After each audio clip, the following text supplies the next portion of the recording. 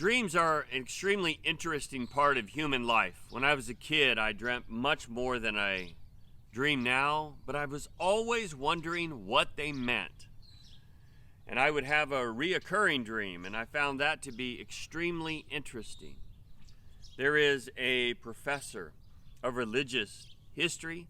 Her name is Marie Hosser, and she says that dreams are a recognized means of access to divine wisdom. Well, as a kid, I didn't feel like I had any access to divine wisdom, but I was very intrigued by the dream. So this briefly was the dream. I would rise early in the morning.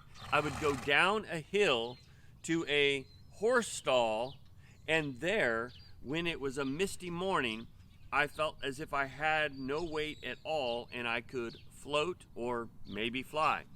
I love that dream, that weightlessness, that free feeling. It was absolutely amazing.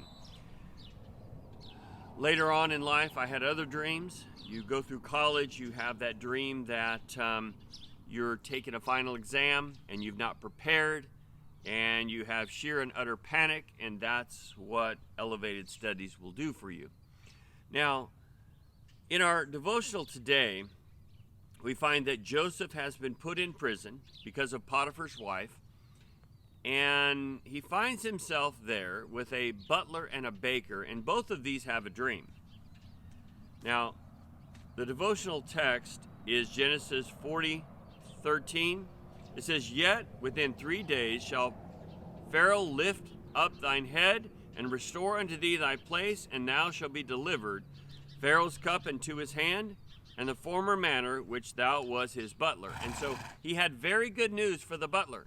He had very bad news for the baker, and so the next 3 days were going to be bad for the baker, the third day being the worst. And so here you have him interpreting dreams, and this is amazing. What God seems to be doing is almost twofold. One is he's going to set up Joseph for a release and a positioning into the kingdom, and this is going to be a God's doing here. And I almost feel like that this is also confirmation that the dream that he had when he was young was going to be fulfilled. I like to dream. I like to envision what things can be like. And in particular, I like it when it comes from God, and God gives us a vision of the future and what it can be.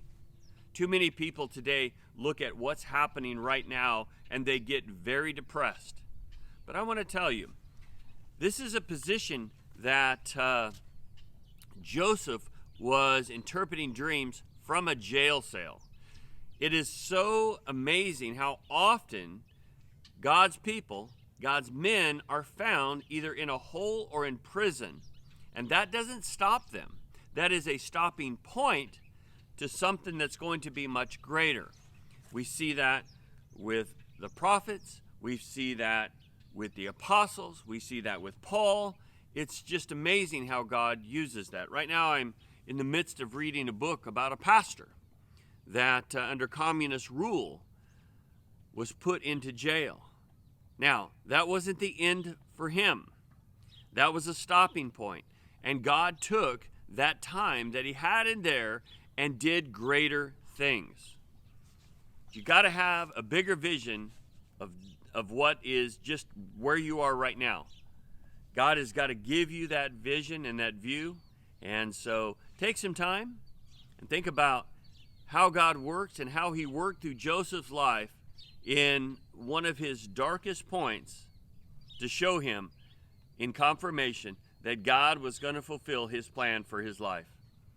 Thank you so much for tuning in, and thank you for sharing and liking. May God richly bless you. Enjoy this beautiful day.